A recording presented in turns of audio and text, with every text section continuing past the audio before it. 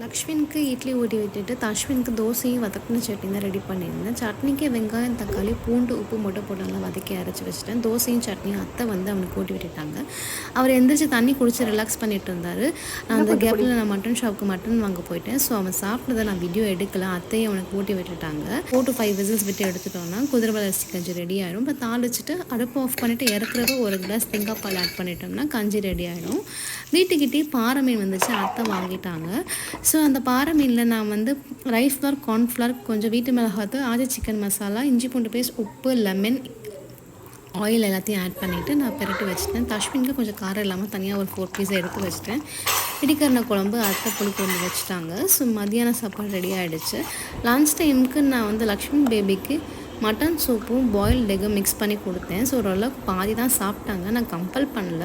So அவன் வந்து சாப்பிட வைக்கிறதே பெரிய ஒரு போராட்டமாக தான் இருக்கும். ஸ்டார்டிங் ஒரு பிளேஸ், எண்டிங் ஒரு பிளேஸ், இப்படி தான் மாறி தான் போயிட்டுருக்கும்.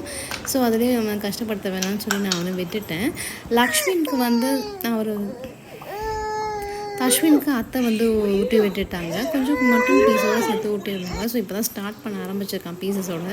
நாங்களும் சாப்பிட்டுட்டு அப்புறம் ஒரு அரை மணி நேரம் தூங்குனா அப்புறம் ஈவினிங் எந்திரிச்சிட்டு நல்லா ஜாலியாக என்ஜாய் பண்ணி அவன் ரைஸும் சூப்பும் சாப்பிட்டான். அதுக்கப்புறம் தஷ்வினுக்கு லீவ் விட ஆரம்பிச்சிட்டாங்க. ஸோ வீட்லேயே வந்து ஸ்கூலில் கொடுக்குற அந்த எக்ஸ்ட்ரா ஆக்டிவிட்டீஸ்லாம் கொஞ்சம் நம்ம கற்றுக் கொடுக்கலாம் அப்படின்னு பிளான் பண்ணியிருக்கோம். எப்படி போகும்னு தெரியல. பிகாஸ் பேபிஸும் கொஞ்சம் எங்கேஜாக இருப்பாங்க. ஸோ அதனால தான் கொஞ்சம் நேரம் யோகா பண்ணுற மாதிரி பண்ணிவிட்டு அதுக்கப்புறம் வந்து ப்ளே பண்ண ஆரம்பிச்சிட்டாங்க அங்கேயே உட்காந்து.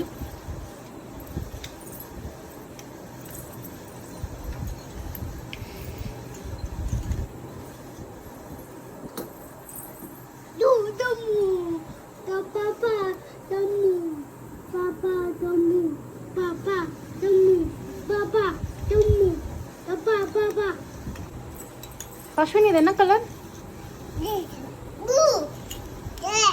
இது என்ன கலர்?